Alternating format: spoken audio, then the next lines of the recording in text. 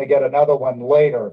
And it's not necessarily because the flames are really headed toward your neighborhood, because they might not be, but it's in the way it's been described to me, they err on the side of caution. And if they don't achieve supremacy over this fire at a certain point in terms of its proximity to what would be that line, which is Laurel Canyon, then they issue the evacuation order for the rest of the neighborhood. So my guess is that if you've got that alert on your phone, don't take it lightly, because you'll probably be followed up by a second alert saying it's time to leave. And Laurel Canyon, keep in mind, it's part of the beauty of the canyons and the Hollywood Hills, the beautiful vistas, the windy roads, just the bucolic neighborhoods of the mountains. But that's a real problem, of course, for a firefight, because these roads aren't large enough for an apparatus to make, for example, a U-turn. I don't know of how many landing zones they may have, or areas where they may be able to achieve a water supply for an aerial drop, where they need to go for that. And it's these neighborhoods, just like the Oakland Hills, years ago, where they lost 600 homes. It's one of the reasons why these neighborhoods are so popular and wonderful to live in. It's the biggest downside, though, is the inability of fire units to make their way through these streets. If there are any cars in the way, that's a real problem. These are not wide boulevards, and snaking their way through these canyons is part of the job of the fire units that have been assigned to this region, this neighborhood. But it adds to a major complexity in dealing with the structure protection, getting people out, and addressing directly the flame as it makes its way up the canyon in some of these canyon walls towards the homes above. Right now, that doesn't appear to be happening where we are standing. You're looking at the fire. I believe that's the main flank of the fire. It can be seen for miles. People telling me from Beverly Hills and Santa Monica they can see it. But it's the wind, such that it seems to be blowing it away from our location.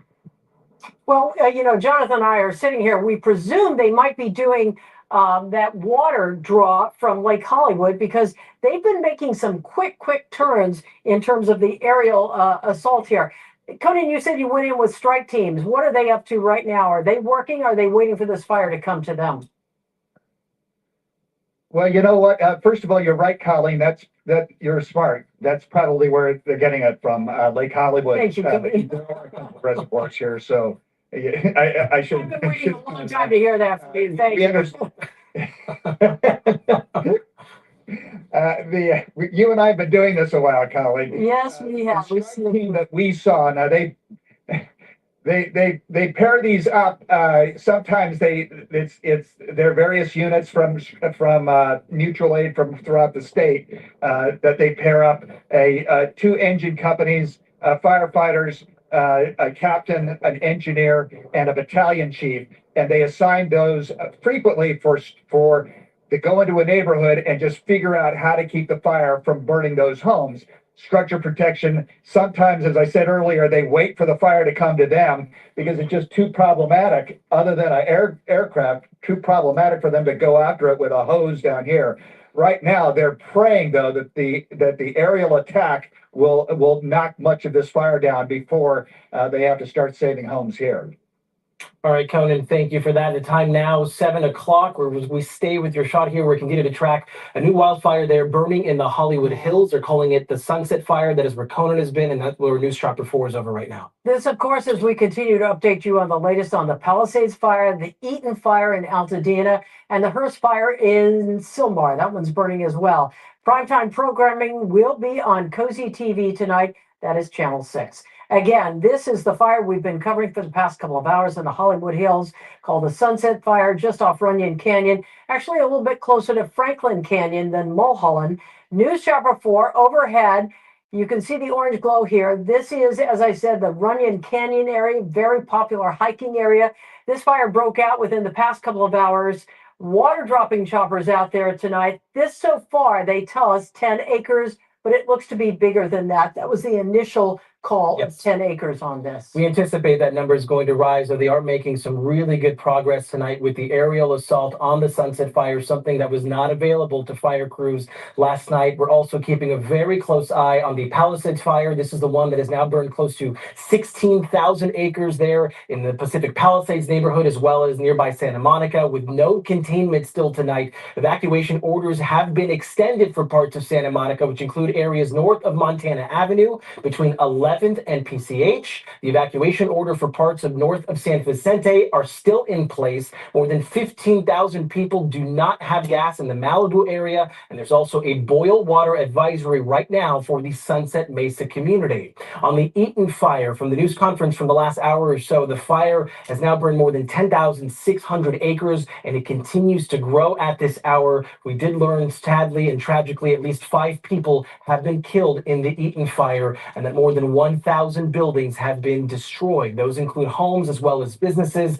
City leaders there with Altadena, Pasadena, and nearby communities asking people to leave the fire area immediately and to stay out of that area. We've seen a lot of people stay behind to try to put out the flames in some homes. Firefighters say they're trying to get in there to work because there are still active fires burning. There are evacuation centers open right now at the Pasadena Convention Center as well as the Arcadia Community Center, and we have live TV coverage right now on all those fires. We want to start though with our meteorologist Melissa McGee. Melissa. Hi there, Jonathan and Colleen. And yeah, we're tracking the very latest with the Sunset Fire. Very interesting to look at the pictures and the images coming in from our chopper shot because as we had LAFD earlier, they were saying that they were using the aerial attack to stop the hot flanks from spreading. And then they start to stop the forward progress of this fire here. I do want to show you the latest observation data as we're looking at the Sunset Fire here. And like Conan was saying, we had him on just 5 minutes ago, he was saying that the winds are not as strong as they were last night. So I want to show you some of the observation sites. Franklin Canyon Park, we've got a gust up to just 25 miles per hour, but they're coming in out of the north in some spots. So this is a big concern. Also, as we look at the pictures and the images you can see on the other side of the screen here, this is really when we start to talk about that wildfire triangle because we've got a few components to make this fire really grow and really blossom. First of all, it's all about the topography. We're very familiar with Runyon Canyon. There's a lot of slopes, there are a lot of hills, there are a lot of trails in that region. And then we talk about the fuel. That's the dense, dry brush in that area, the trees, the bushes, the grass, and it's very dry. Add on top of that, the weather we have right now, the Santa Ana winds. And unlike last night, the winds are actually starting to weaken. So right now we've got winds gusting anywhere from 20 to about 40 miles per hour, but the Santa Anas help to spread the flames a little faster. Also something as we're looking at the images of the Sunset Fire here, when we've got flames like this, the rising heat from the flames helps to preheat the fuel out ahead of it. So once that happens, especially when you're dealing with the slope, for example, fires can ignite and spread more rapidly, especially as they travel uphill. So that's the very latest. We'll continue to track it for you for the rest of tonight. I'll send it back your way, Colleen and Jonathan. All right, Melissa, thank you. We've been talking with our Conan Nolan, who is above the Sunset Fire. There you see Alex Rozier. He is live now at Stanley and Hollywood. He's actually looking up towards the Sunset Fire right now. Alex.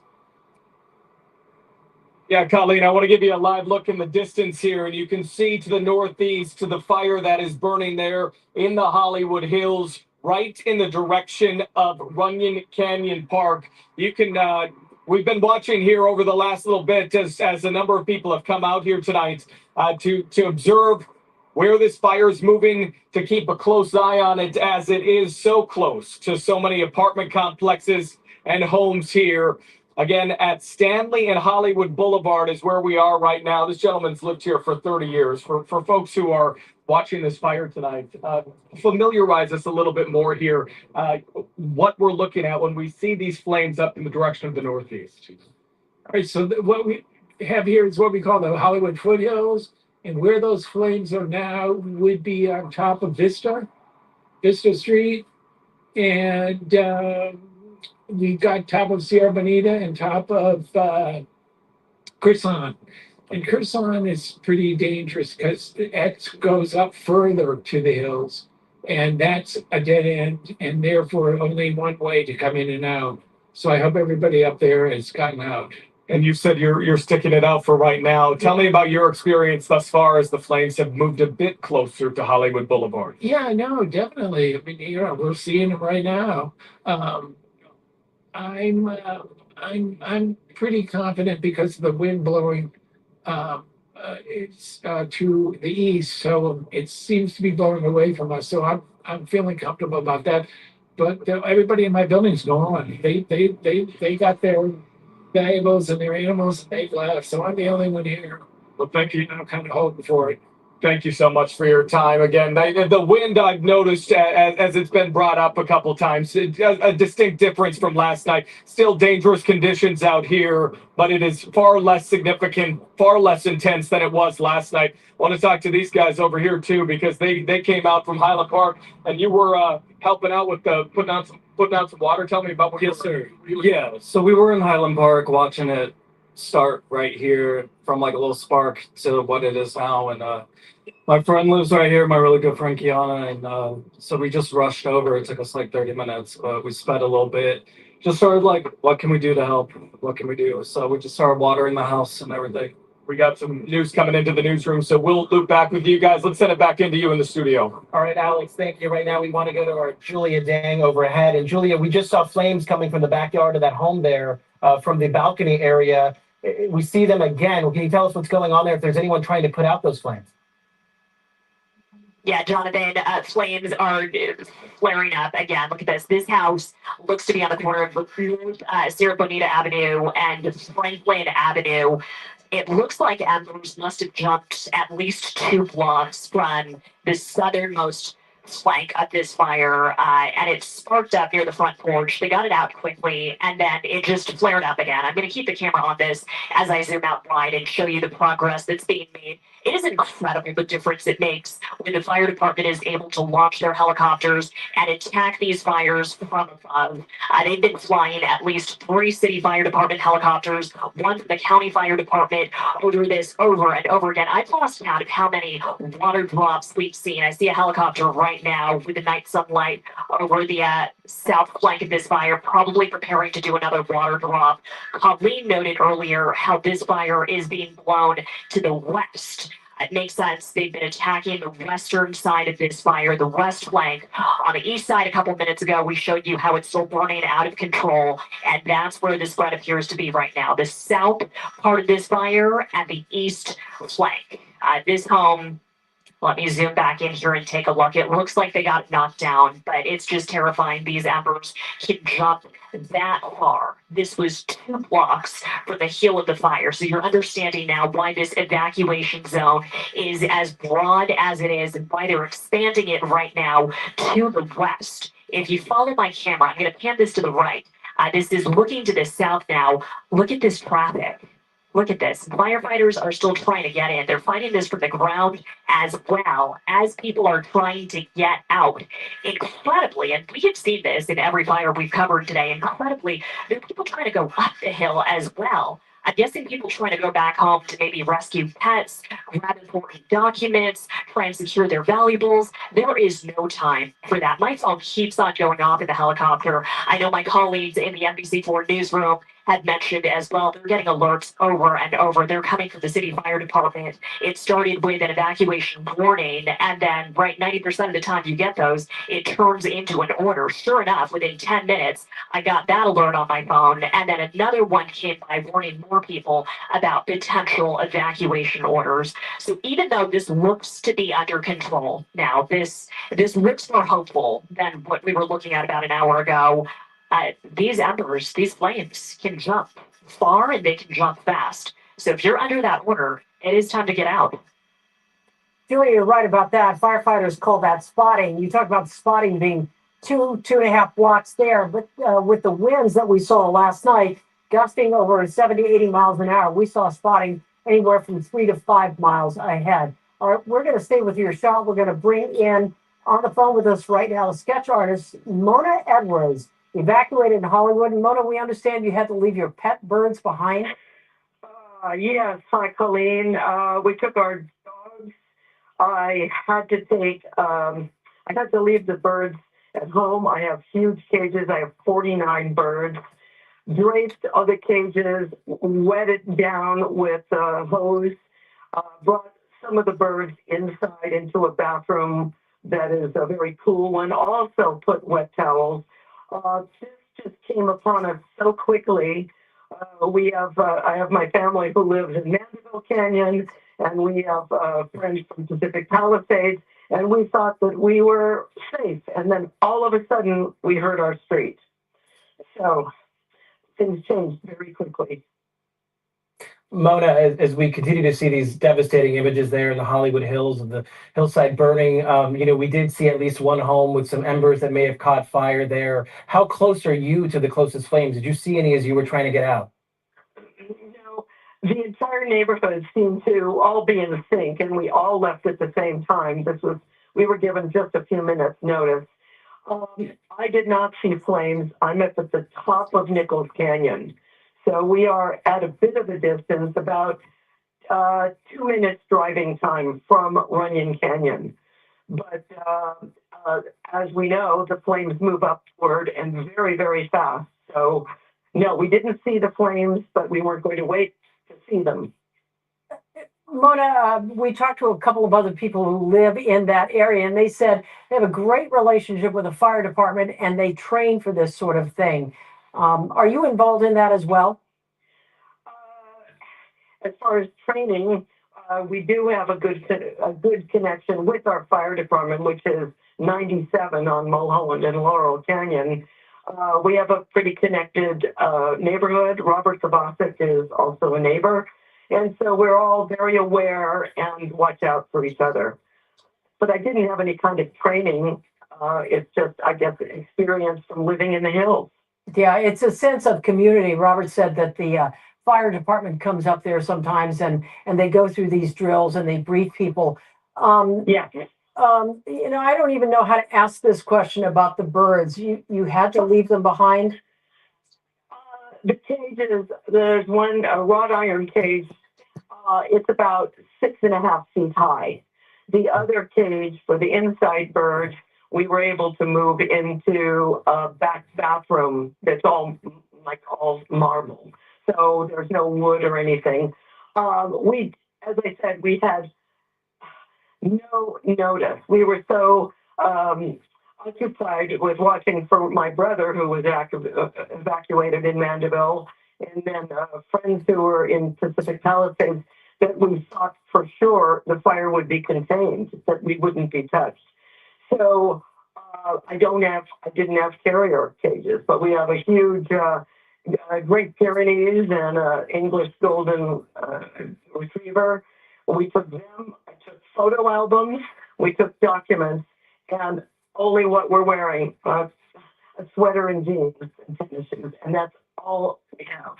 It's so tough. It's so tough, Mona, in those moments to know exactly what you're going to grab, even if you've thought about it. At that moment when it's happening, it's just so hard to think about. Mona, for those of our viewers who may not recognize her name per se, you've seen her work for years. Mona, you've helped us cover this community, this city, through so many court cases over the decades. But talk about today. I mean, you mentioned it earlier. You saw what was happening in Palisades. You were paying close attention, and then suddenly, LA across the way is just on fire, and here now you're being directly impacted by this latest one.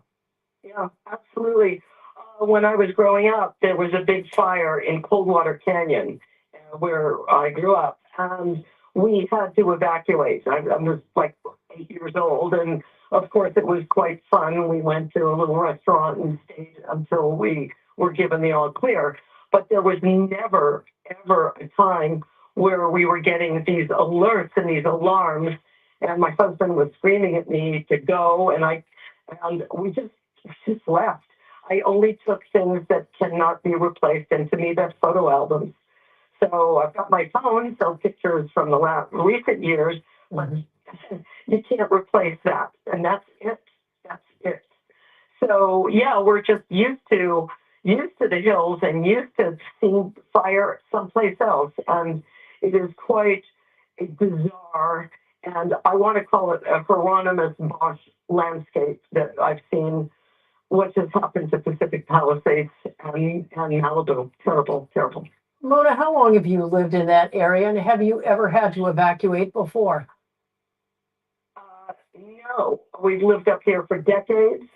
Bought the house when I was very young, and no, we've never evacuated, never. So this is it, first and last time, and I hope I come back to my house. Well, we hope that you have good luck and you come back to your house and your pets as well. Mona, thank you. Yes, and Good they luck to did you. suggest that what I'm going to do is order carrier cages and have those on just like right outside and ready to go if there is a next time. Another great way to stay prepared, and there very well may be a next time. Mona, we're wishing you all the best of luck as well as your neighbors. Thank you so much for speaking with us this evening. And thank you. I appreciate it. Thank you. Yeah.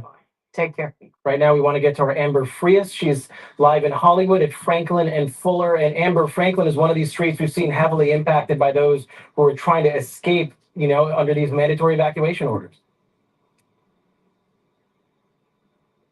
Yeah, that's right. Very chaotic out here. A lot of people just rushing to make their way out.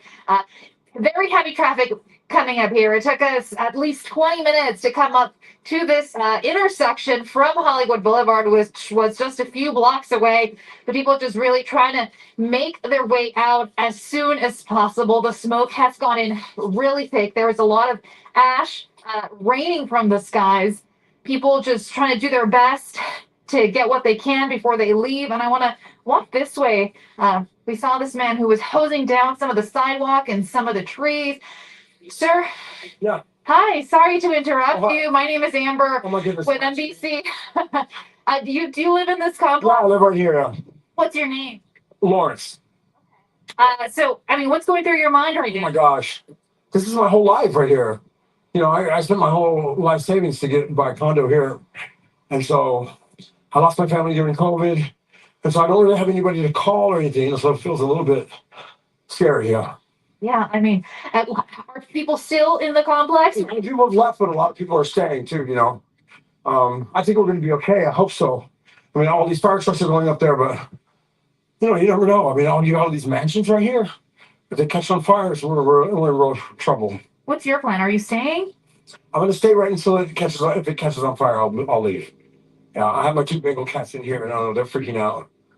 So I have to take them with me, but I don't know where I would go, just in my car, I guess. You're ready to go at least. I am ready to go. I've been working on this condo since I bought it. Like every piece of it, Oh, sorry. So Well, we're just ready to start renting it. That's like, no, that's okay. It's going to be okay. It's going to be okay. it's going to be okay. Yeah. It's not going to get It all has the to way be the there. most important fire in LA. It has to be. We're right here, Hollywood Highlands. You know what I mean? Yeah. All right, sir. Well, thank you so much. I really appreciate it. All right. All right, guys. Well, I'm going to step aside so you can take a look a little bit. If we continue walking this way closer to the complex, we could see some of the people that appear to be just heading out with their suitcases in tow.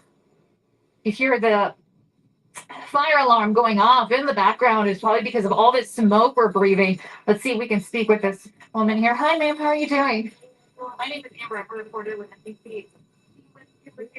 And it's still very bad. Where are you headed?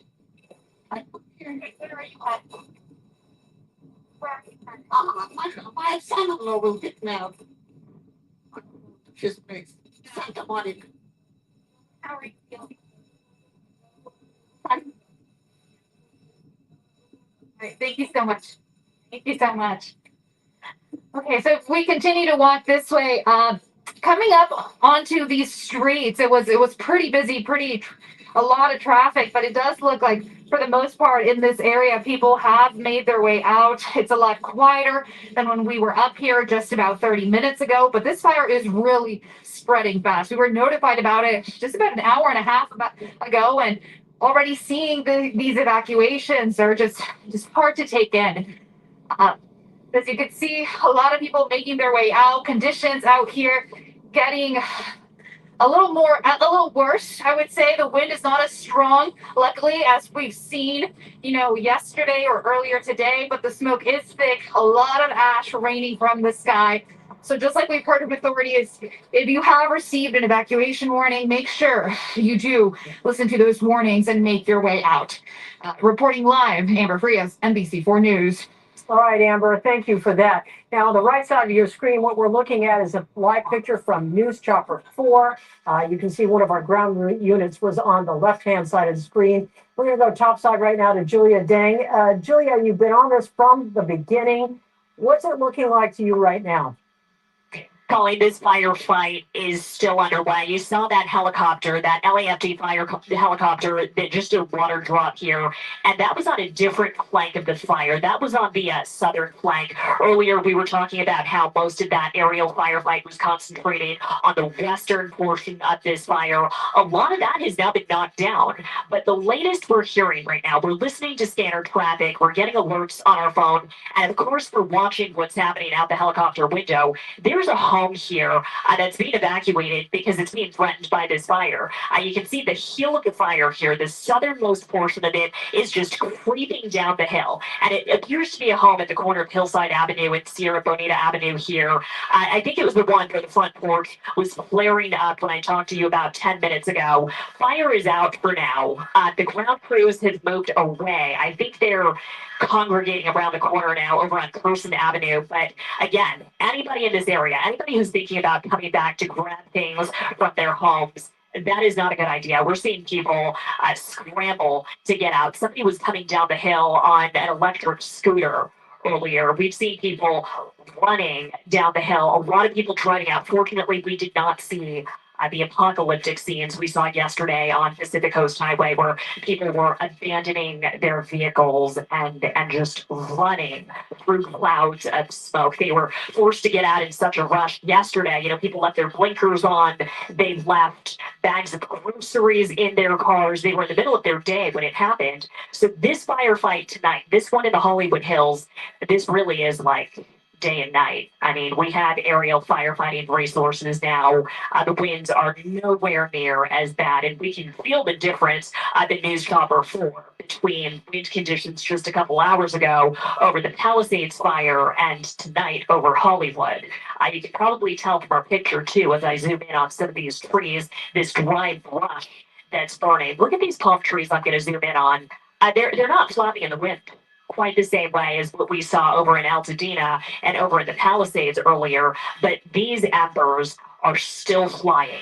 All it takes is one, and these embers can fly miles through the air. So it's not unheard of for this to jump 2 or 3 blocks down to that home on Sierra Bonita that was at the center of a frantic firefight. Thank goodness there were already fire resources on scene, on the ground and in the air. LAFD calling their helicopters, their workforces. Thank goodness they can launch tonight. And we are watching this from upstairs, just west of this fire, because fortunately we can now fly. We are no longer grounded by the extreme historic winds that spread the other fires we've been covering. So it looks to me like this is under control for now, but we're still waiting for an update on acreage and containment.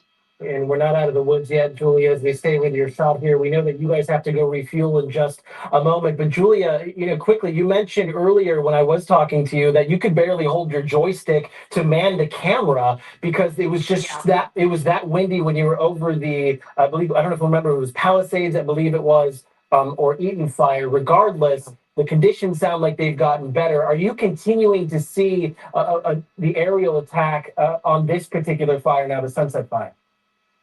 We're still seeing the aerial attack here. The frequency of the water drops from the firefighting helicopters, it seems to have lessened just a bit. But as I zoom out, you can see some of those spotlights. Those are the night sunlights from these LAFD and LA County firefighter helicopters. So we're not seeing anything right now, but I bet you if we could stay on station for a little bit longer and hold this shot, we would see additional water drops. One thing I do want to note, we don't know anything about the cause of this fire just yet, but we did see what looks like a drone flying very close to the fire. It was on the western flank over here about 10 minutes ago. So I don't know if that's an LAFD drone. I don't know if that's part of their firefighting strategy or perhaps part of their investigation into what sparked this. But we're going to try and track down that footage and of course confirm what started this 10-acre sunset fire.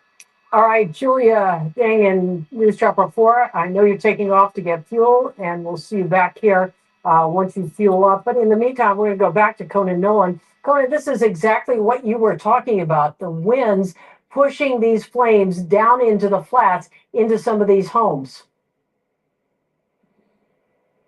Right, Runyon Canyon, as we see another, this is in North Hollywood, LA's fire truck, again, part of the strike team that we saw come up. One of them has dispatched, I think, to another location.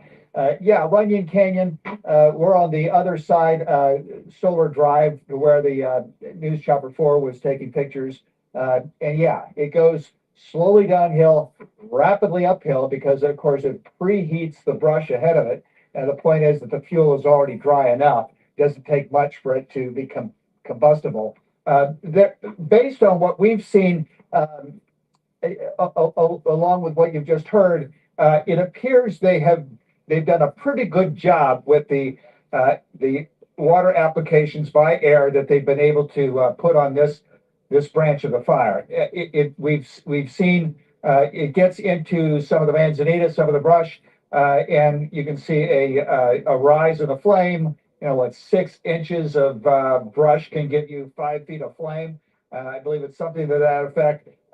But they've been able to advance, I think, quite effectively on that flank of the fire as it continues to make its way slowly downhill towards homes. The homes up here seem to be in better shape, in part because we are still a canyon. Runyon's on the other side. We are still a canyon away, so they have time on their side. They also, I should point out, I don't know if you can see it, but I might have to go down here. They have a protected space here. That is, this is dirt. I don't know if this is by design. Hopefully it was, but they have ripped out the vegetation. It does not give the flame purchase as it makes its way up the hill. So there's really nothing for it to preheat. I wouldn't be surprised if that was done on purpose by some of the homeowners here or by the city. In any case, that will help not to have too much brush down here, if indeed those flames do make their way down the canyon wall and they start to make their way up this way. The good news is, timing is everything in life, Colleen. You both know it. The timing here benefits the Hollywood Hills in that this is happening now and didn't happen yesterday.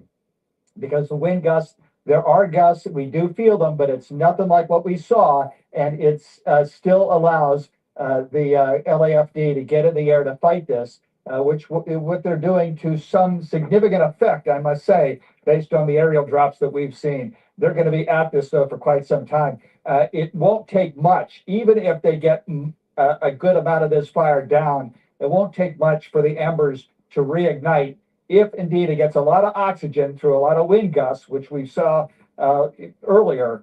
And so this is going to be a long firefight for them, but I think there's some sense of optimism that they're making some headway on this flank of the fire in Runyon Canyon.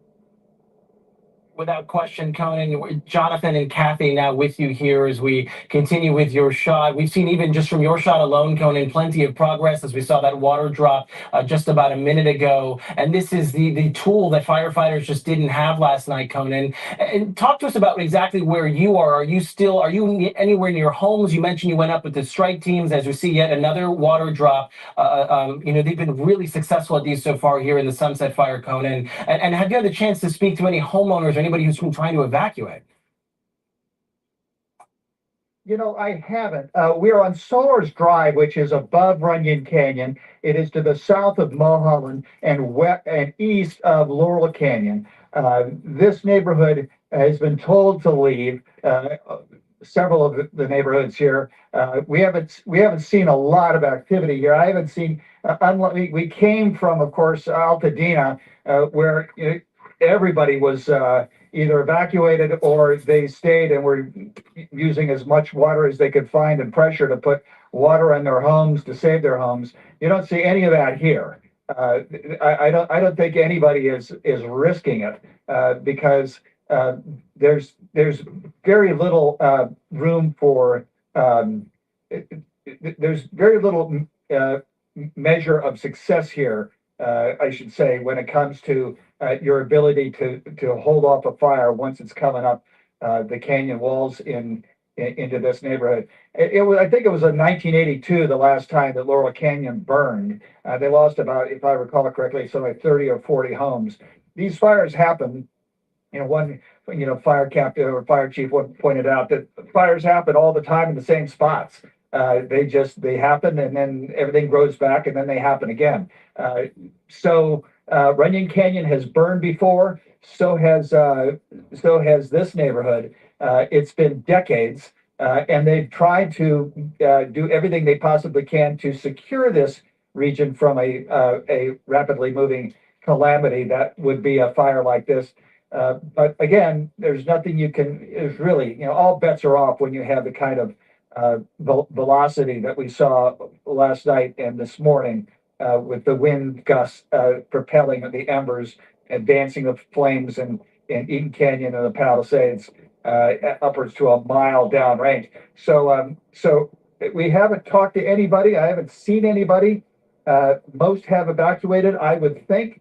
And those who aren't evacuated are watching us and praying and hoping for the best. All right, Conan, we have some important information we need to pass along to our viewers as we hold your shot here. We want to clarify the industrial grade products you need. Granger, for the ones who get it done. Zip code 90272. The LEWP is urging you either use bottled water or you boil your water until further notice. That is because the water pressure there continues to be so low due to the high water usage that has been being used to try to put out the Palisades fire. Meanwhile, we continue to watch this sunset fire that broke out just before 6 o'clock tonight in the Hollywood Hills. And Jonathan, one of the things about the Hollywood Hills, Conan was mentioning these spaghetti streets, and they're so narrow. If you've driven up there, if you park your car on the side, it's really hard to get around. So this kind of area can be really tough for firefighters. But what I found fascinating is that the people who live there apparently trained with the fire department, and they have a plan in place so that you know what to do, so you know to talk to neighbors. And it's really good because before a fire hits and strikes is when you really want to be prepared. Once it happens, it's almost too late. I mean, you need to have your stuff ready. Yes. And if you're leaving beyond evacuation orders and they tell you to get out and you don't go in, you're just causing a problem for firefighters at that point. So they really want you to adhere to those precautions. I love that they train with the residents there. And one big concern among residents, I know in the Runyon Canyon area, Kathy, is that they all always have concerns of how many visitors visit these parks that are in the canyon, especially Runyon Canyon Park. A lot of people park their cars, and they're concerned for this reason, because if there is a fire that breaks out, do the firefighters have enough space to drive their giant apparatus, the fire trucks, the fire engines, up into the canyon successfully to get to where these fires are going? They have red flag days on days like yesterday, days like today, where they don't allow parking for this very reason, so that people can the firefighters can get up into the canyon areas, these narrow streets, many of them one way in, one way out. And so, thankfully, if people are, heeding the warnings and they're heeding those red flag violations, they're not, parking their cars in certain places. We saw a lot of people trying to get out. That is why we see a lot of traffic along Franklin and Hollywood Boulevard, two major thoroughfares in that area that are impacted by all those people trying to get out as soon as possible. Right now, we want to get over to meteorologist David Bigger, or Robert Kovacic, live in Hollywood Hills now. He's just arrived with the latest on the Sunset Fire. And Robert, we also understand, this is the area that you call home. Right now is that we are at the entrance to Runyon Canyon. If you live in this neighborhood, and if you know this neighborhood, if you've used Runyon Canyon, this is Runyon and Mulholland. Yeah. This is Debbie. Debbie, it's good to see you. Tell me from your perspective, when you first got aware of this fire? Was it an emergency alert? Did you smell the smoke? Did you see the flames? We got like so many emergency alerts, which has kind of made us really paranoid because we're like right at Mulholland, like near Laurel. It's like, you got to evacuate. And we're like, I don't know. So that's why I came up here to see, because we got scared. You know, we didn't know. We didn't smell anything. Right. But everyone kept saying, evacuate, evacuate.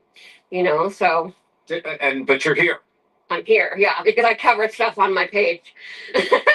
So you're looking here, but I'm live on my, yeah. Are you ready to go if need be, Debbie? Oh, yeah. I've already packed a bag, and I have my cat and my son. We've already packed.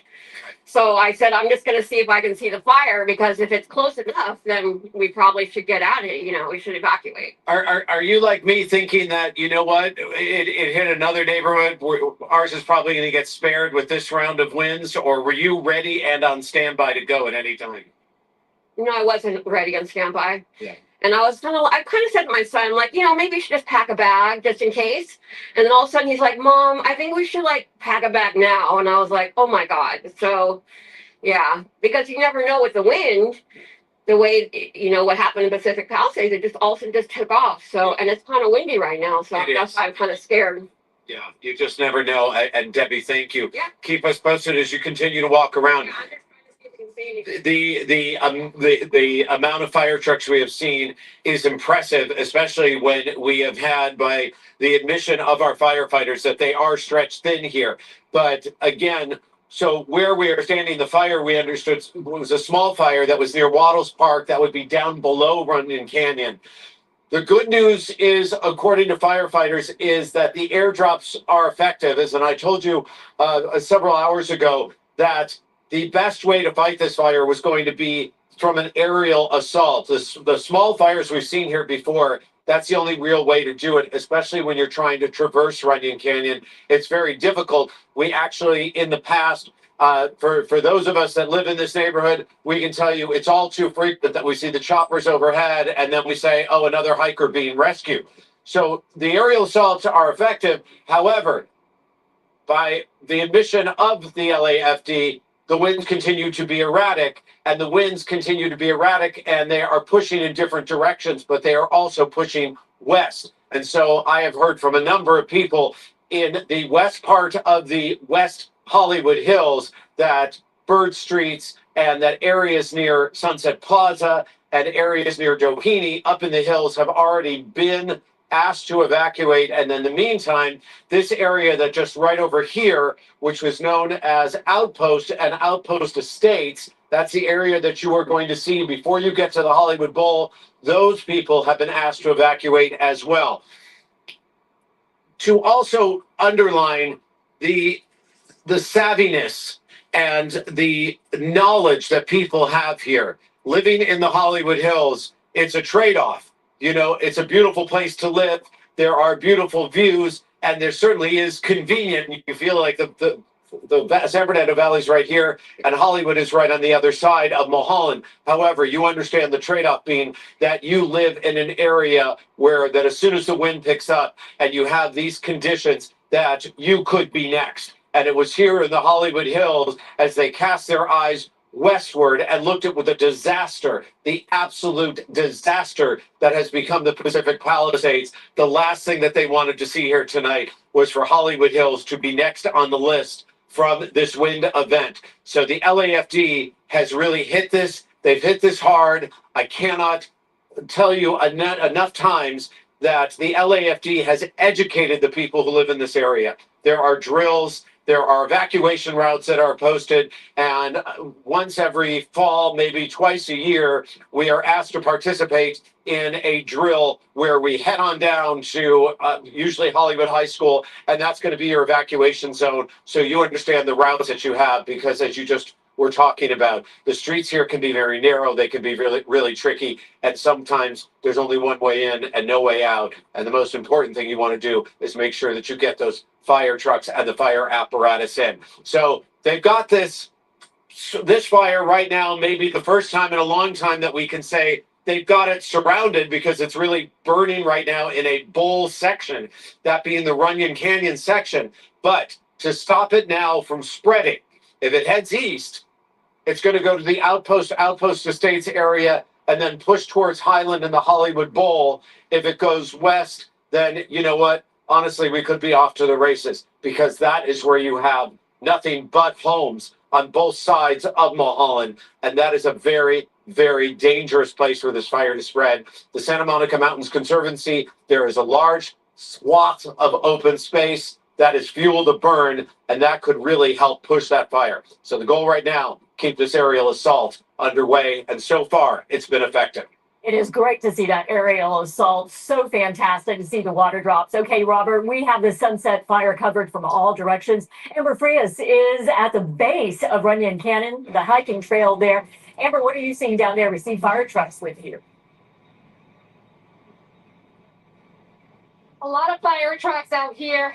It looks like it's kind of like the place that they're using, the route that these firemen are using to get closer to the fire. They have since blocked the entrance to Runyon Canyon because there's a lot of people, a lot of young people actually gathering in this area, trying to take video, trying to take pictures of the situation. Now, along with these people, we've also met a lot of residents who live in the apartments in this area. As you may know, this is a very densely populated area. There are dozens of apartment complexes, thousands of people that live in these neighborhoods and are now being evacuated. Let's see if we could talk to some of these people here. Hi guys, how are you doing? My name is Amber. I'm a reporter with NBC4. What's your name, sir? Rich. Do you live in this complex? Where are you headed tonight? Hopefully nowhere. But if I have to leave and my neighbors, we each have our cars, we can take off in no time or walk. So you're packed up and ready to go? Yeah. And how long do you intend to, wait it out? I'm hoping I'm going to sleep in my bed tonight. Hopefully. How long have you lived here, sir? 25 plus years. Anything like this ever cross your mind? Nothing remotely. So this is unique for here and I think for Los Angeles. How are you feeling? What's going through your mind right now?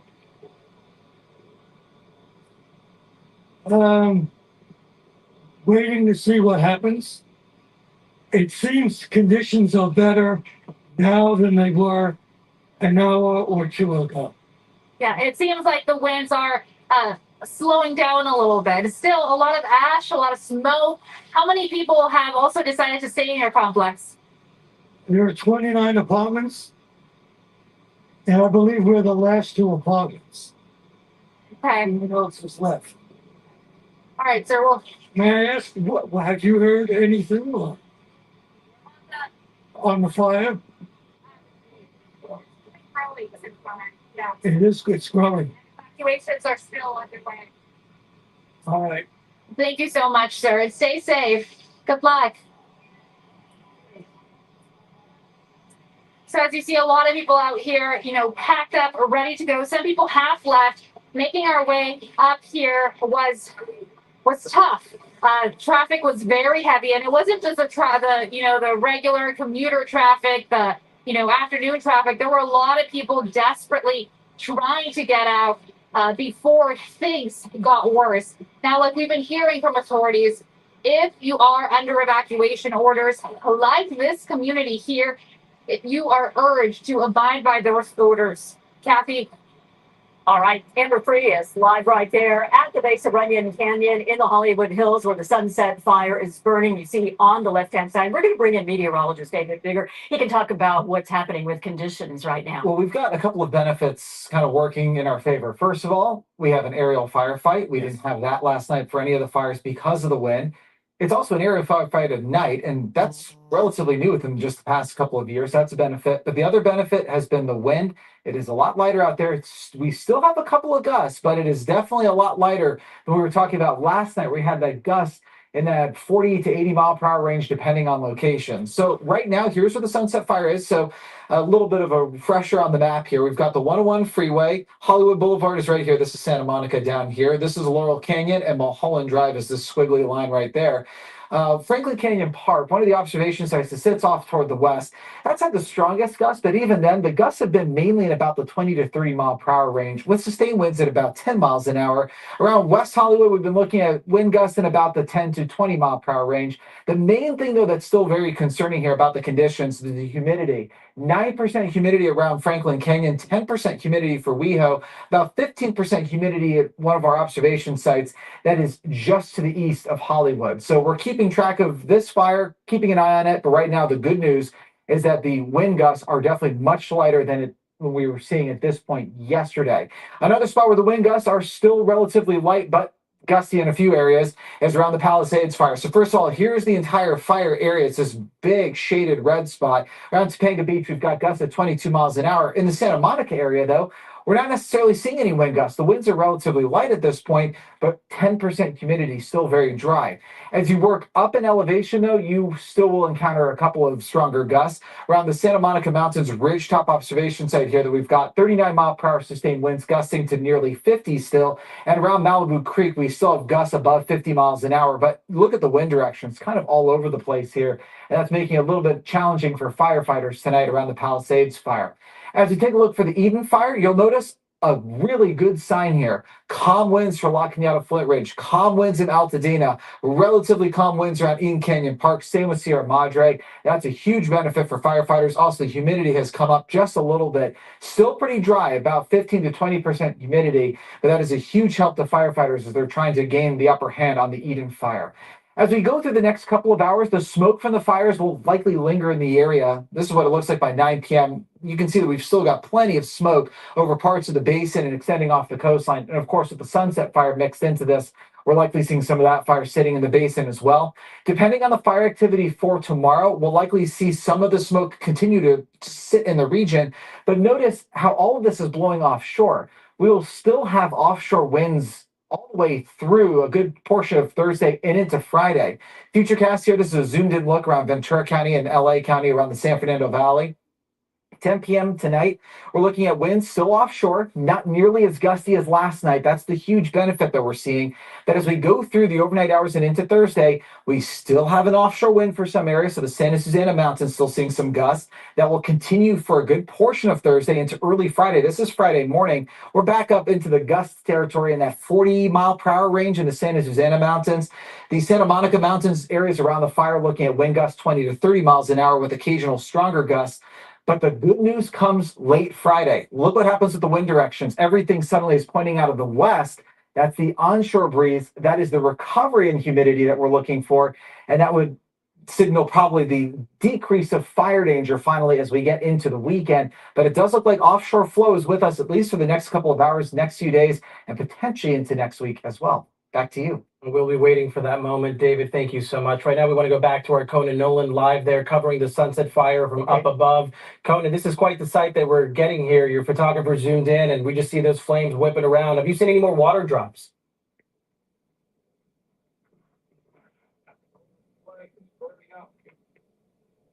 All right, we're trying to reach Conan right now. He is. Sorry, Conan, yeah, can you hear us? I got you now. I'm sorry. Yeah, I lost interrupted feedback just a moment ago.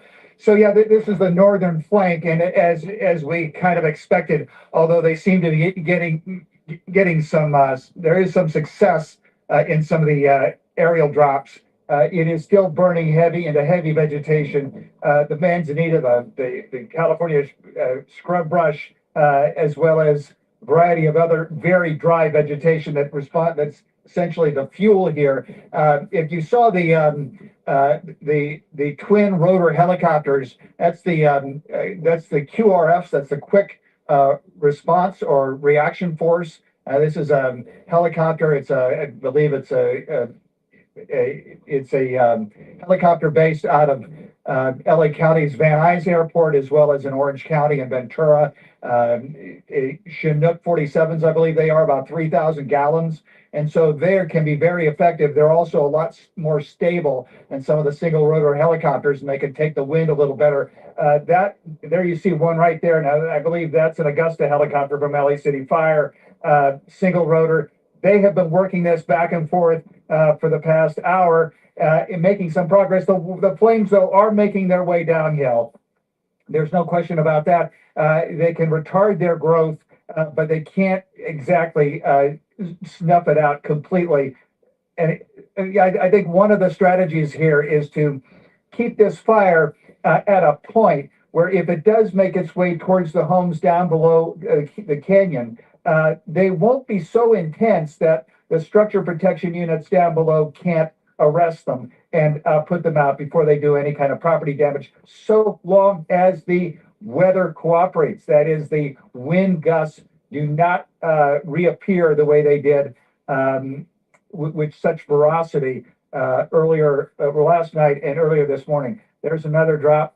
You know, we can tell this helicopter, I think this is another LA City helicopter. They're going back and forth, probably to Mulholland, Lake Mulholland.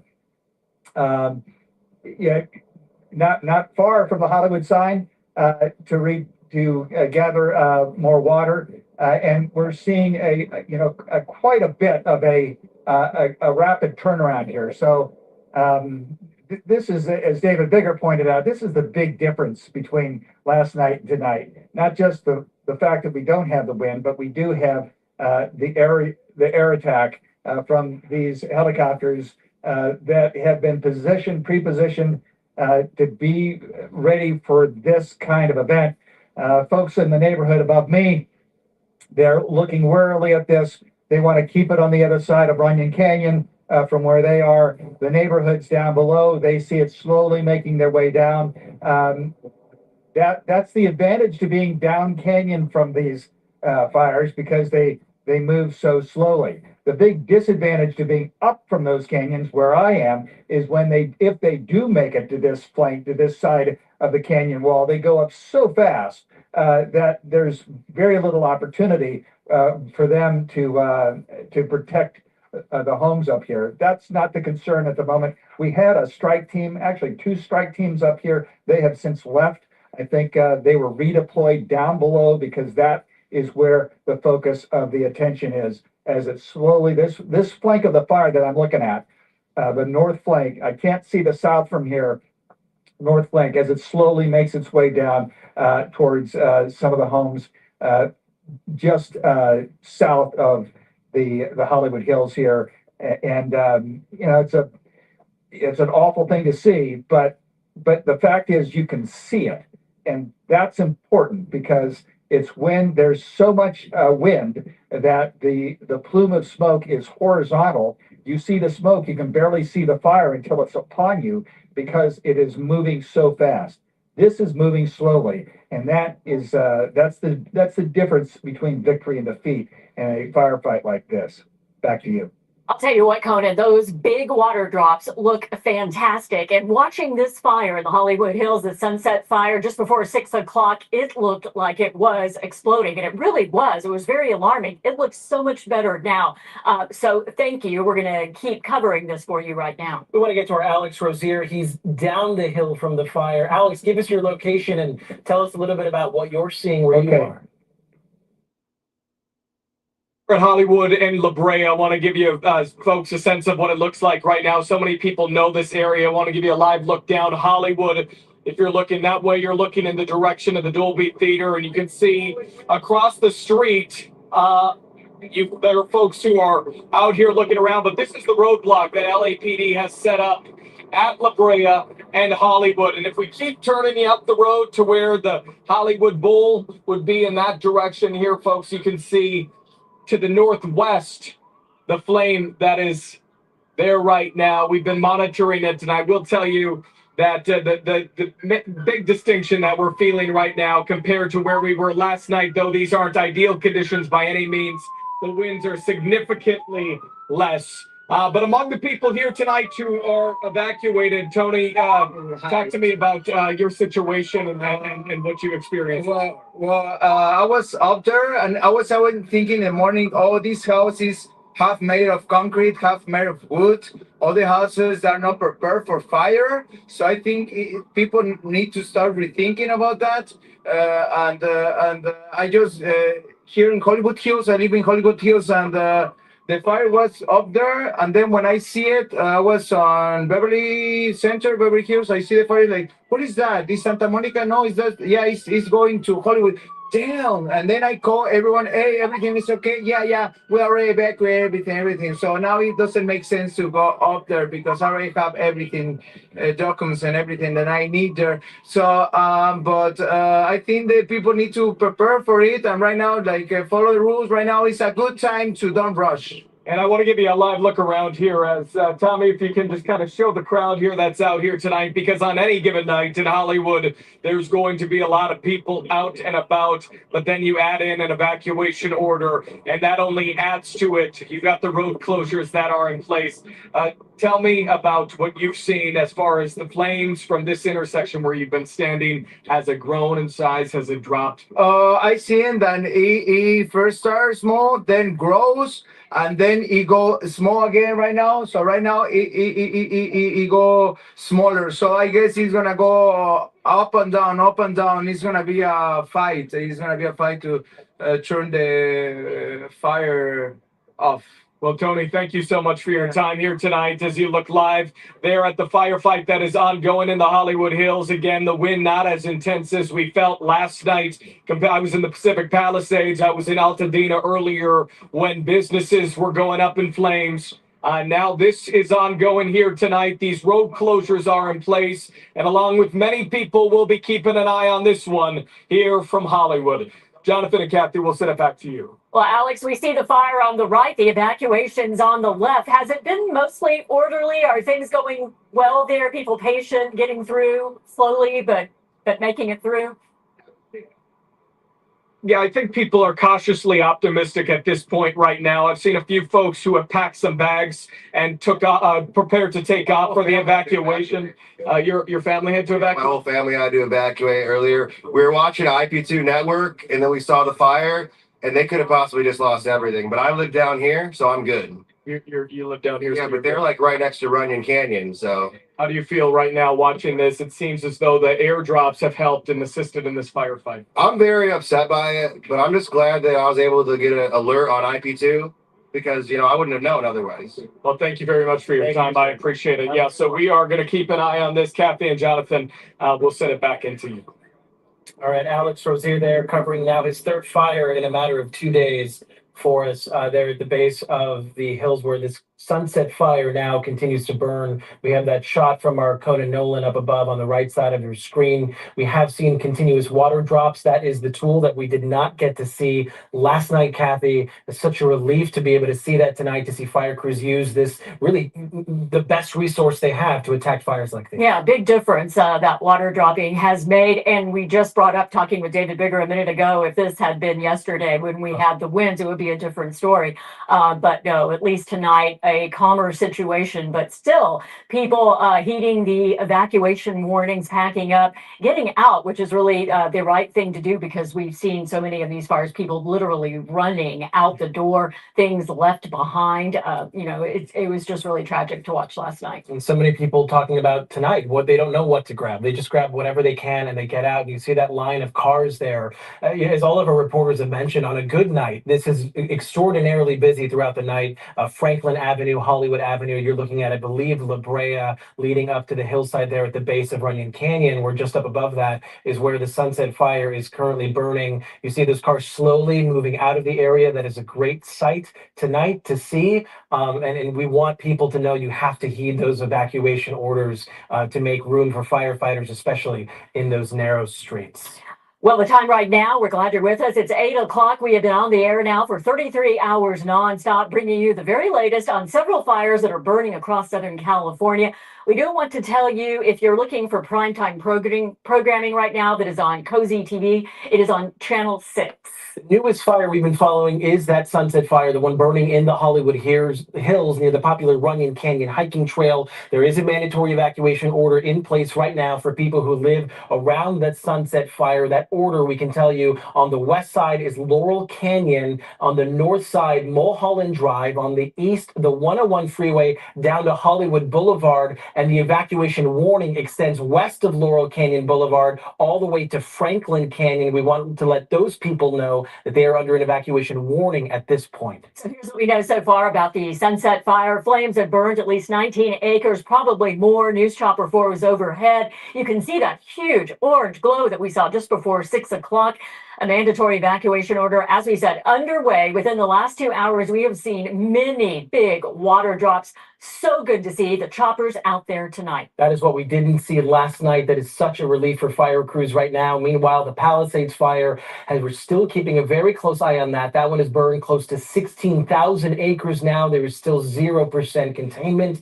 Evacuation orders have been extended for areas of Santa Monica, and those areas include north of Montana Avenue between 11th and PCH. The evacuation order for parts of north of San Vicente are still in place. Right now, more than 15,000 people do not have gas in the Malibu area. There's also a boil water advisory for the Sunset Mesa community for the specific zip code 90272.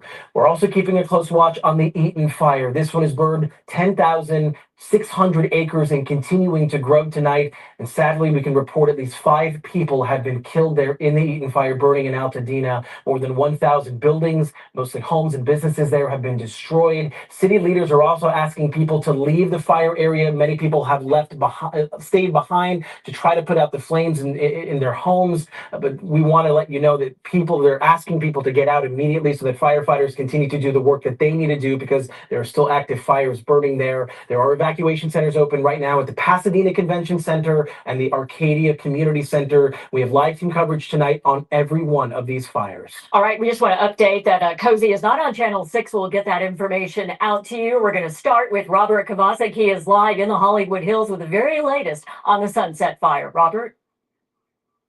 Well, what we're looking at right now, Kathy and Jonathan, is that this is an aerial assault to a fire here in the Hollywood Hills. What you don't want to happen here in the Hollywood Hills is for this fire to spread for a number of reasons. First of all, it is so densely populated. Second of all, this is an area that has not burned a major significant fire since the Bel Air fire back in the 60s. So when you take a look at what the firefighters have to work with right now, it is limited resources, as they have admitted throughout the day, since we are dealing with a number of different fires. But they know that they have to hit this one. They have to hit it hard. They have to hit it fast. And fortunately, the winds are cooperating enough to be able to get an aerial attack on this fire. We also have a number of fire crews here that have been out here trying to fight the fire on different flanks. And what I could tell you is that we have talked about, even into the morning hours, I believe, Kathy, you and I were having this conversation at 3 a.m. about the problem with the Palisades fire is that you didn't know where the Palisades fire was going to go next. Normally with the fire, it sort of moves, it chews through or it plows through a certain area, it chars scorched earth, and then once it finishes, it goes on to a different place, and then you sort of know the direction it's going. Well, with the Palisades fire, you didn't really have an idea last night, even really through today, which is why there's no containment as to where that fire could be heading next, because the winds were so erratic. Here tonight, because this fire broke out, a small fire near Runyon Canyon, Waddles Park, I am told, which is just adjacent to Runyon Canyon, and if you know the area, you can access it just off Hollywood Boulevard. But that fire broke out and it spread into the Bull area of Runyon Canyon. And that, even though there's a lot to burn there, it's difficult terrain to access, but you can then sort of try and surround it. And that is what they have done. They do not want the fire to spread west. They have evacuation orders, we understand, from outpost to outpost estates, east to where I am standing, and then west all the way into the Bird Streets, off of Sunset Plaza Drive, off of Doheny Drive, and elsewhere. So we don't want to see this fire move towards Nichols Canyon, towards Laurel Canyon, towards Coldwater Canyon, towards Benedict Canyon, and beyond. And that is really what they're trying to do. They're also trying to keep the fire from jumping the hill, because you have these Studios City hills right here, and you have the Fryman Canyon area right here, another area that they want to avoid. Bottom line is, we have a number, thousands upon thousands of homes in this area, all surrounded by brush. Though they do a very good job of trying to clear the brush in most instances, it is a very easy fire to spread. So LAFD is on this. They have additional resources, and so they have a cooperation in place right now. But if this was yesterday, and if they were not able to fly, we could have had a whole different situation here. So there is reason to be confident as the firefight continues. There's also reason to be fearful because, as the LAFD told me just a short time ago, the winds are still erratic. They're not really sure where the winds are pushing. They're hoping they're going to go south towards Hollywood Boulevard where they can get it. They don't want it to go west because, again, that opens up so many more communities. They don't want it to even push north because they don't want it to get into those communities on the other side of the hill. So people have been following the evacuation orders. They know what's at stake when you live here. We have seen a number of people evacuate. My neighbors have told me to evacuate.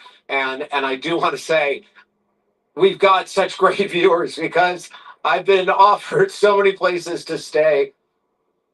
It really touches me. Thank you. Yeah, this is personal for so many people in Southern California. And Robert, this is personal for you. How are your neighbors doing? Have you been able to speak with them? Have they been able to get out safely?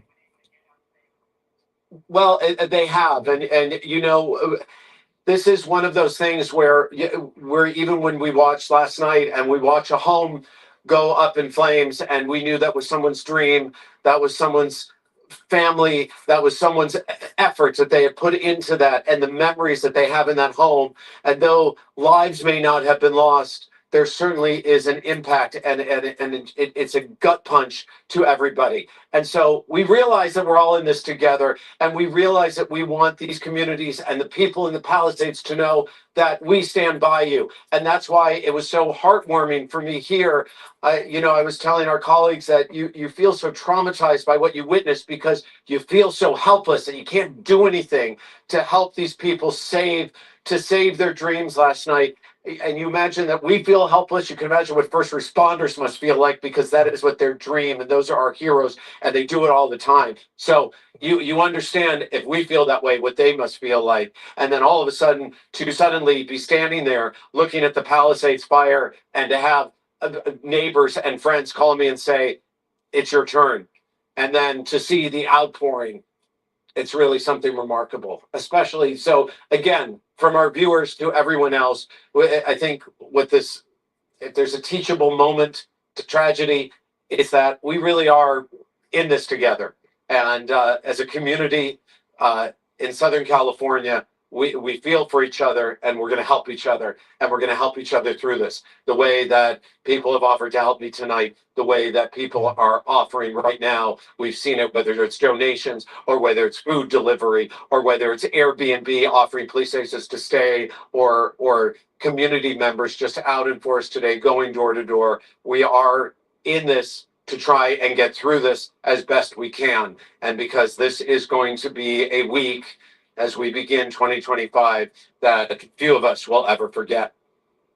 To say the least. And as we were talking to Dr. Lucy Jones last night, she brought that up, the psychological effect. You got to check on each other. That's what helps us gain control. It makes us strong. And we were a little worried about you last night in the Palisades. It was a bit harrowing, but as you said, you were with the fire department, so all is good. But tonight, we need you to check on your house, Robert, and make sure everything's okay. And what I want to do, and I will tell my neighbors and my friends and our viewers that, so far we're all looking good. I don't believe there's been a structure loss. I don't believe that there's been any injuries.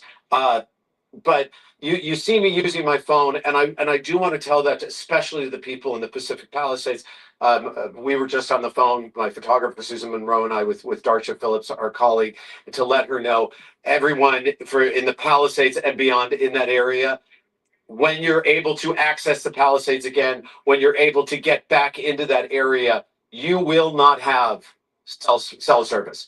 Basically, the cell service is down there. The towers are down there. So please keep that in mind, that is also going to be something that limits you when you try and return home. We were up and down streets there in the Palisades, and not to switch gears, but believe me, that firefight is so far from over. And I tried to, contact people to let them know that the fire is still burning on Miami. The fire is still burning on Las Vegas, and to see what you could possibly do. But it's very difficult because as you look at what is complete and utter destruction, most where you look, you're not going to be able to contact anyone when you're there. So please keep that in mind, everybody. Moving forward, we are going to be hampered by a lack of cell service, and hopefully those towers will get back up soon, especially as the recovery efforts begin.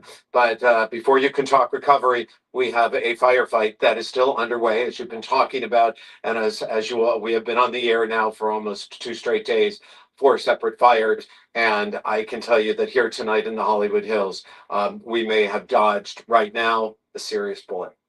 Absolutely. And Robert, thank you for your coverage as always. We're seeing that shot there to the right of you, Robert. They're continuing to make water drops. That's good news. We've seen kind of a straight line of flames, Kathy, and that's actually getting better as well. But there's still a long night ahead for these firefighters. But the good news tonight is that, they're able to fight this from the air.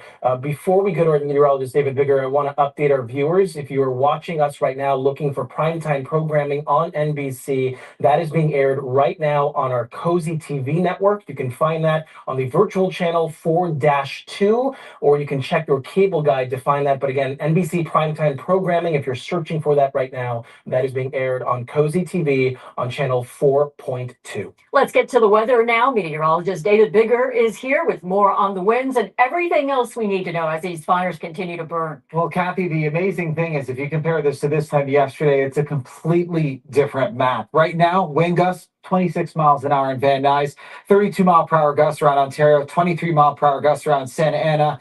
So we still have some wind gusts out there. Some of them are on the stronger side, but this map yesterday was completely colored in, and we had gusts in the 40 to 50 mile per hour range at this point.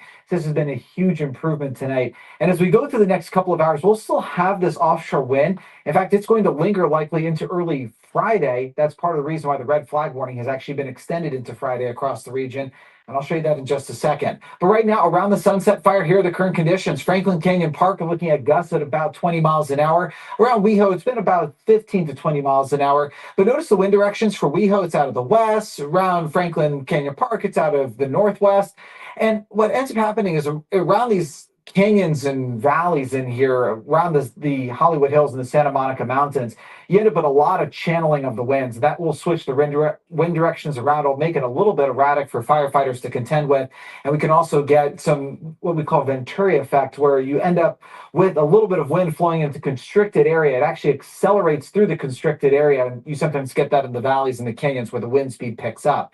Here's what the Palisades fire looks like. This is where we still have some strong gusts. Santa Monica Mountain ridgeline wind gusts in about the mid 50 mile per hour range. So 54 miles an hour right now. Around Malibu Creek, 55 mile per hour wind gusts. As you get into lower elevations, though, the wind gusts are a lot lighter. Around Topanga Beach, about 19 mile per hour wind gusts. Santa Monica, not even reporting wind gusts at this point.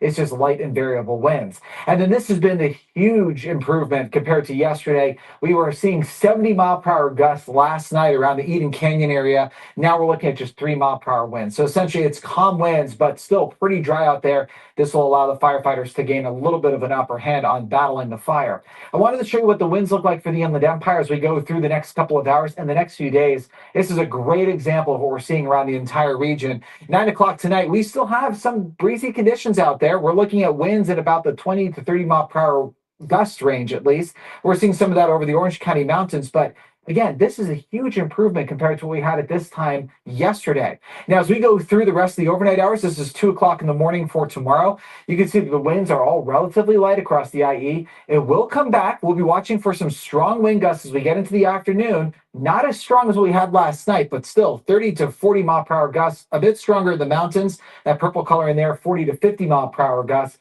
But that will last all the way into early Friday morning before we start to see some changes. So this is 4 o'clock in the morning for Friday. This is why we still have high fire danger. We have gusty Santa Ana winds still. South of Cajon Pass, we're still seeing wind gusts in that 20 to 30 mile per hour range, or even stronger. Coming off the San Jacinto Mountains, we're looking at some very strong gusts, 40 to 50 mile per hour gusts. But here's where the improvement happens. Watch what happens as we go through the rest of the day on Friday. The wind speeds come down, but the most important thing to note on here, look at these wind directions. They're all out of the west or the southwest. That is an onshore breeze that essentially will decrease the fire danger and sort of end this horrific event for our area, although the fires will likely still be continuing to burn.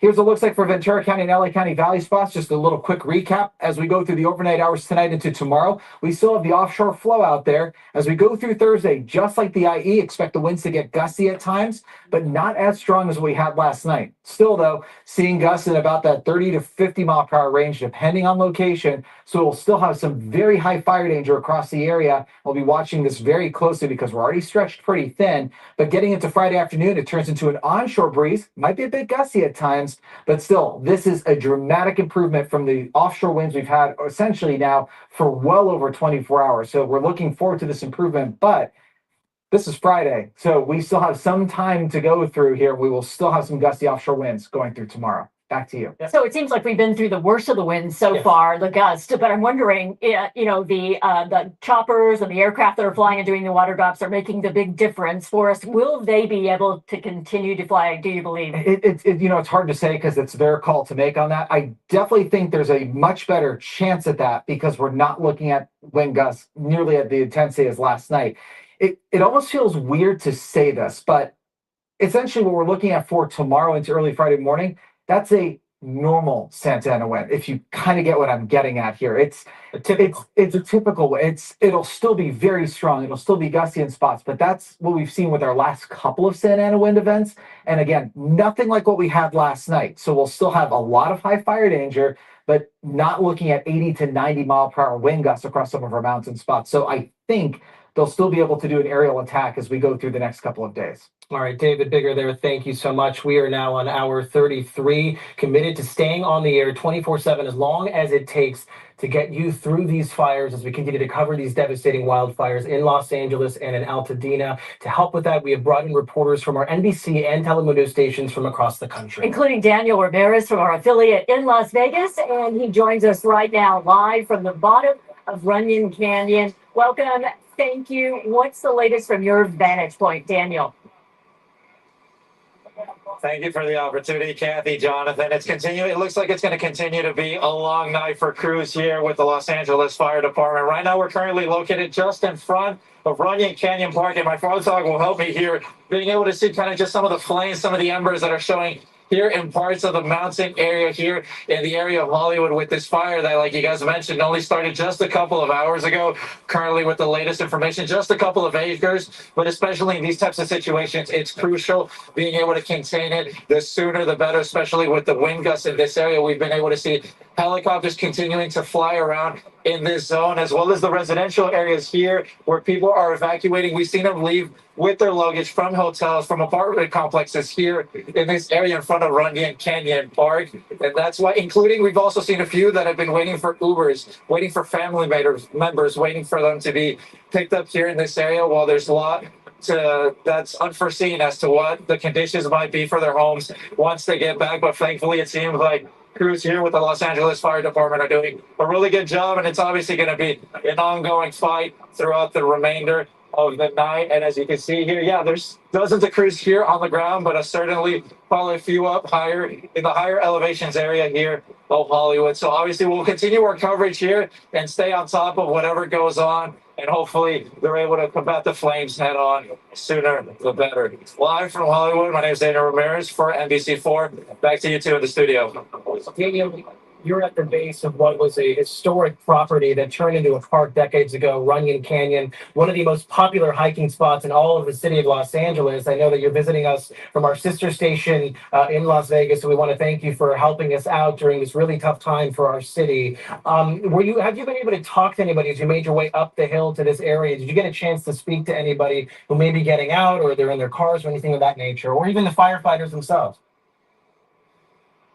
Yeah, definitely. We have been able to speak to a few people here in the area, mostly just a wave of emotions and just a lot to process in the moment. There's including a few people here, residentials, thankfully, and just waiting with faith, with the hope that the flames don't make their way any further down the mountainside. And like you mentioned, the Runyon Canyon Park is an iconic area here in the Hollywood area, normally for people to be able to just explore and just one of the iconic places here that maybe a lot of tourists, not just necessarily the people, the LA locals, but definitely for the tourists, that it's an attraction for them to be able to explore this area. But like you mentioned, yeah, we'll hopefully be able to see more of the results once the sun comes out in the next couple of hours, once in the AM hours of the day, to hopefully be able to see, hopefully not too bad of a result of the aftermath of the flames here tonight.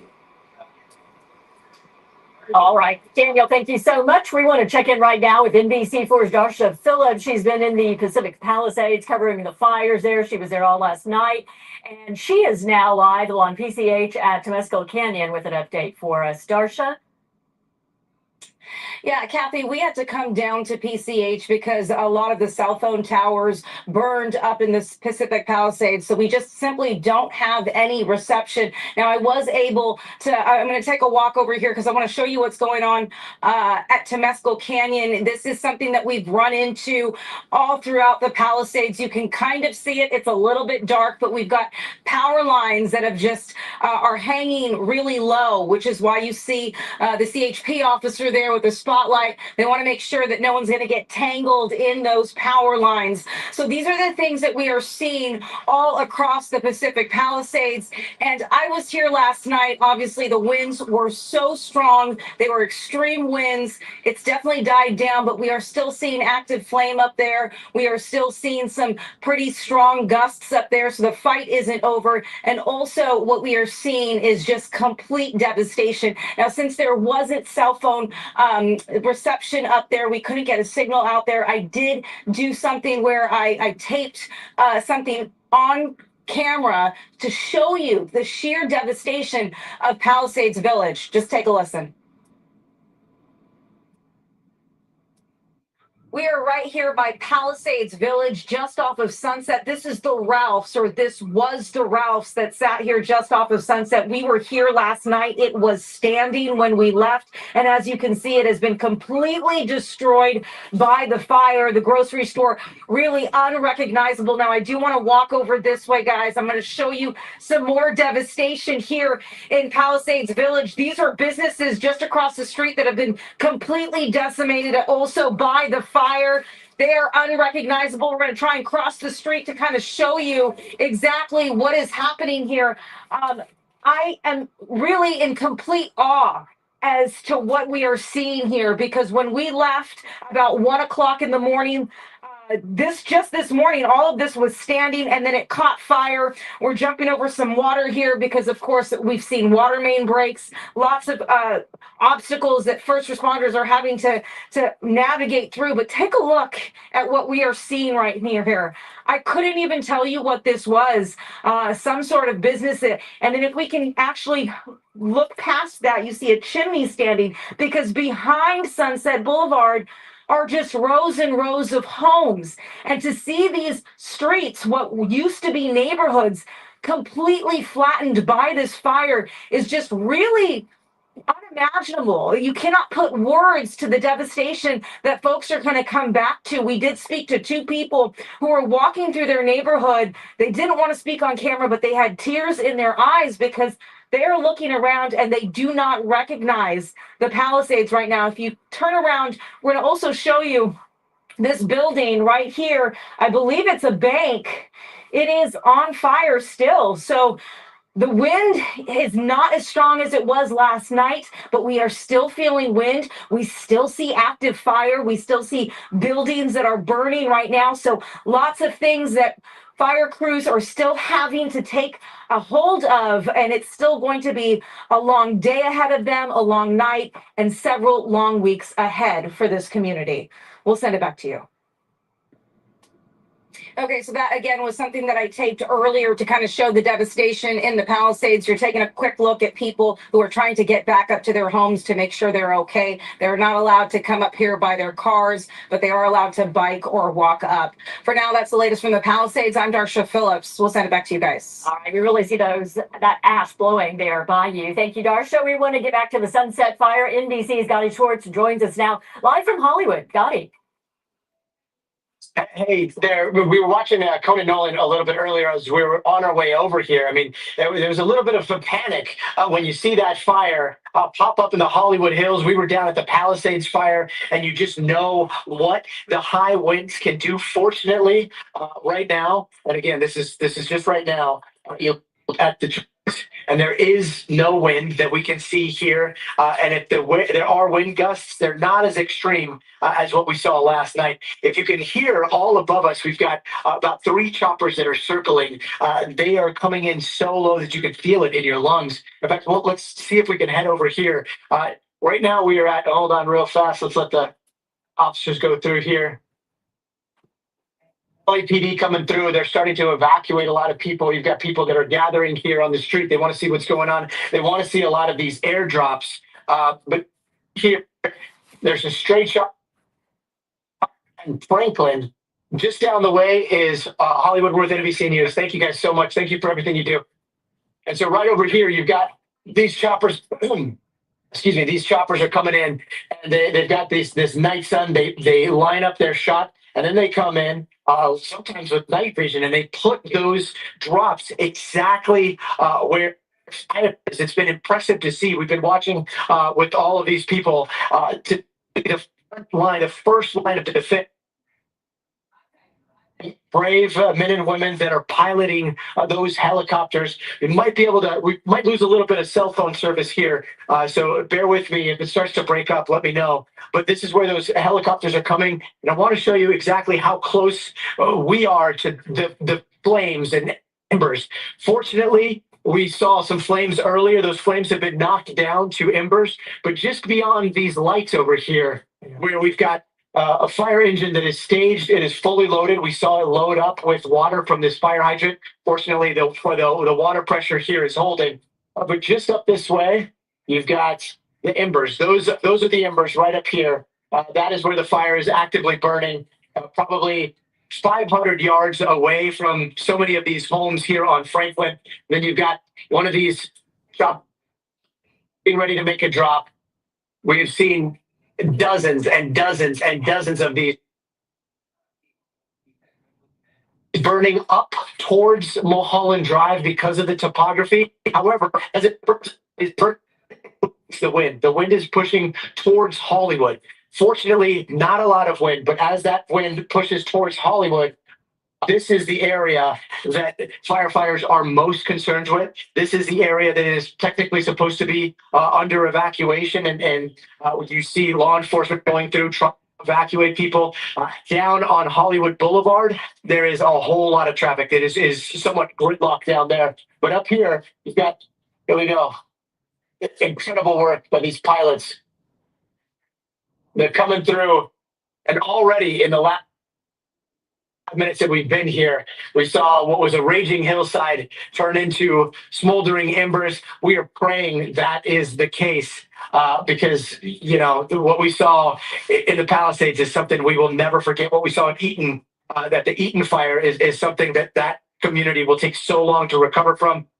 If this would have happened yesterday here, if this would have happened with those wind gusts, there is no doubt that this entire area would be most likely gone at this point. But fortunately, we are seeing this happen on a day where they have the air resources, they have the winds down, they can attack this fire like they normally do. And we're just hoping that that stays steady tonight. Back to you guys. Our Gotti Schwartz there, NBC's Gotti Schwartz there on the ground in Hollywood. Gotti, we're having a little breakup with your shot right now, but one thing we were able to see, Gotti, when you showed us, is that we're talking about hot spots and flare-ups versus, Kathy, versus, you know, what we were seeing even just an hour ago, those giant flames. The air support tonight has been fantastic. Like Gotti mentioned, that those perfect water drops, something that was just not in the arsenal for firefighters. No, it's incredible the way they do it. And Gotti, you pointed it out. They can just see exactly where they need to drop it. And that's the key. They're not wasting it. They are hitting it spot on, and it has made a huge difference. It sure has, and again, it's so impressive to watch. Some of these helicopters are equipped with night vision. You can tell because they're coming in with no lights on. The other ones have those night suns that just they light up this neighborhood as they go over, and then they light up the hillside, and then it is that pinpoint accuracy, and you see it.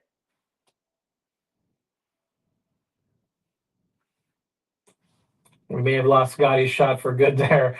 You can understand that, the cell reception in these areas right now, not great, especially as more law enforcement and first responders move into that area. We do want to go to our Conan Nolan. He's been standing by above the Hollywood Hills there on Solar Drive. Conan, we've seen a lot of progress. In fact, right now, we don't even see many flames behind you compared to when we last spoke with you.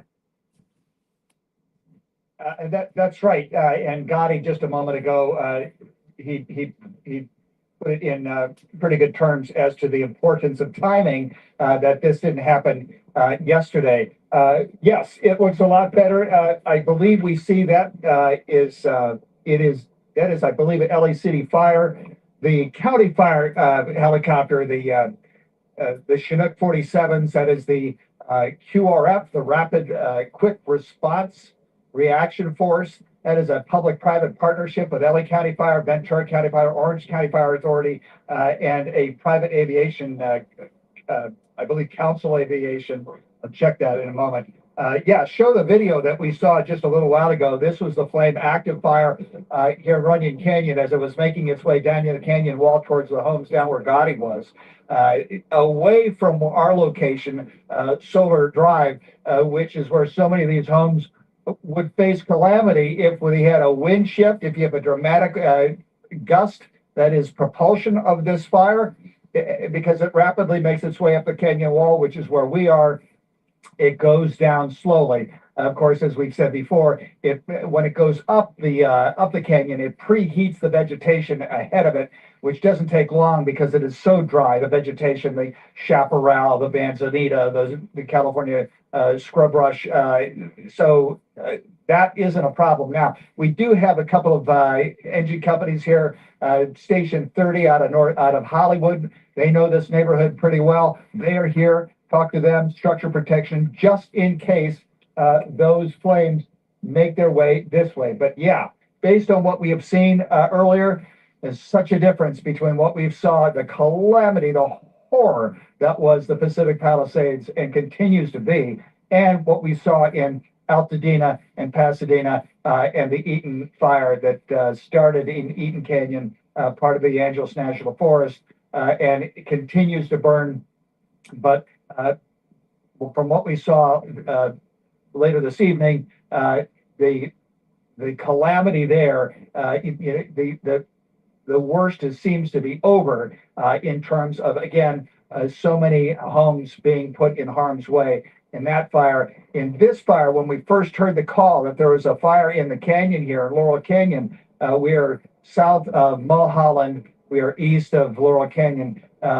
We thought about the 1982 fire that lost scores of homes, and the fact that there's just so much of what we call the rural-urban interface, so many homes that abut against the rural wildland, and that is a beautiful place to live, but it's an awful place to be in the case of a fire. But as we said, yeah, some major, a dramatic change over the past 45 minutes from what we saw here, certainly when we first arrived, to what we're seeing here right now. It's not out, it's not extinguished, and Lord knows that a gust of wind can ignite, adding the fuel, adding the oxygen to the fire, and you're going to see a couple of more spot fires in this general vicinity.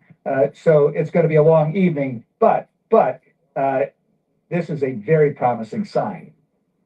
Is a very good sight to see. All right. And we have some new information now. CAL FIRE is putting the acreage of this right now at 50 acres. And we don't know how many people have been evacuated from the Sunset Fire evacuation zone right now, again, under mandatory evacuation orders. But we did get an update from the LA County Sheriff's Department tonight. They're saying they have set up an evacuation center for the Sunset Fire at the Pan Pacific Rec Center that's located at 7600 Beverly Boulevard in the city of Los Angeles. That is according to an update from the LA Fire Department. Again, an evacuation center now open for the Sunset Fire, established at the Pan Pacific Rec Center, located at 7600 Beverly Boulevard.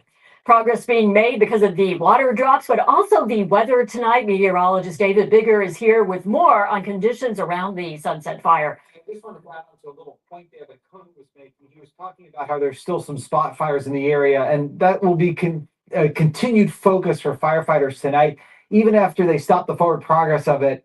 There's a lot of what we call moderate to heavy fuel in the area. That's the kind of fuel that once you ignite it, it burns for a while. It can burn for hours or even days. And we'll definitely be keeping an eye on that because it will likely still be smoldering as we see another little pickup in the winds as we get into tomorrow and early Friday. But again, it will not be nearly as strong as the winds last night. Here's a look at the current conditions out there near the Sunset Fire. Right now, we have wind gusts around 25 miles an hour, a bit higher up in elevation, closer to the floor here, closer to the basin. We're looking at WeHo seeing gusts about 10 miles an hour. And in Hollywood itself, it's just light and variable winds. But that's actually another interesting point to this. You see how the wind directions are kind of all over the place here. That is making it a little bit of a challenge for firefighters. But any of the winds flowing through some of these canyons and valleys are going to get channeled anyway, so you'll likely see some changing wind directions out there. Let me show you, though, I want to talk a little bit more about the Palisades Fire. We're going to cover two things here. First, I'm going to talk about the conditions, and then I'm going to just show you the overall fire area and some of the communities that this has worked through. But right now, here's what we're looking at with the wind gusts around the ridge tops. So that would be both Malibu Creek and around the Santa Monica Mountains observation site. We're still seeing gusts and about the 45 to occasionally 55 mile per hour range. Otherwise, sustained winds about 25 to 40 miles an hour, depending on location. Down by Topanga Beach, ignore this wind direction. This observation site got burned by the fire, so it has had a lot of trouble showing the wind direction. But the wind gusts are pretty consistent, about 24 miles an hour right now, and then light and variable winds around Santa Monica. The main concern that we have currently, aside from the gusty winds at ridgetop level, is that we're still looking at very low humidity, only about 10 to 15% right now around the fire. So let's zoom in a little bit closer. First of all, here's the whole area. So this is the Santa Monica Mountains. You can see the basin itself here. Here's the 405, so that's the Sepulveda Pass. And if I back up a bit more, here's Point Dume. So Malibu's in this area here. Now, as we zoom in, I wanted to show you some of the areas that fit within this burn scar, which does extend all the way up to about the crest of some of the peaks here in the Santa Monica Mountains. So eastern Malibu is in this, the Las Flores area is in it, Las Tunas Beach, Topanga Beach, and Topanga Canyon is right through here. And I remember when the fire initially started, it was reported initially in this area here and started spreading down quickly toward the ocean, down toward the beach, but also spread back this way and then kind of got initially hung up around the Topanga Canyon area. And we were wondering whether or not it had crossed, and it did cross. And as we went through the overnight hours last night, we didn't have any visuals of it. We were looking from satellite at what we call fire temperature, where the brighter the pixels are on the map, it means the more active the fire is. And you can see that there were two pockets of bright colors on our maps, and they were moving apart, meaning that the fire was spreading off to the west all night long. And then, of course, as we bring it back into the Santa Monica area, you can see why we've had so many evacuation warnings posted for the Santa Monica region, because this has burned through the Pacific Palisades area. It's approached Riviera. I wanted to point out, though, this has likely changed this perimeter. There is still obviously active fire happening. We only get updates on this from time to time when firefighters actually have a chance to go check on the conditions and actually check the actual perimeter. But obviously right now they're busy fighting the fire. That's the latest on the conditions. I'll send it back to you. All right, David, appreciate that. We want to now turn our attention to Alex Rozier. He's there live at La Brea and Hollywood, looking up towards the Sunset Fire. Alex. All right, we don't have Alex right now. It's been kind of spotty there. We're going to get back to him in just a minute. If we can bring David back in to talk a little bit more about the map. I know, David, some of these areas that are on the outside of that map have been put on like an evacuation warning because it moved so quickly. They were just told you better be ready to move. So can you go through what some of those neighborhoods might be that are outside of the fire area? Oh, yeah. So, okay, we'll zoom in once again here on this map. So, again, essentially, as we were watching this last night, it was expanding in two different directions. We had kind of one spot that was burning really intensely through Pacific Palisades itself. We had all of our reporters there last night, and we could see that it was burning intensely there. But as we looked from satellite,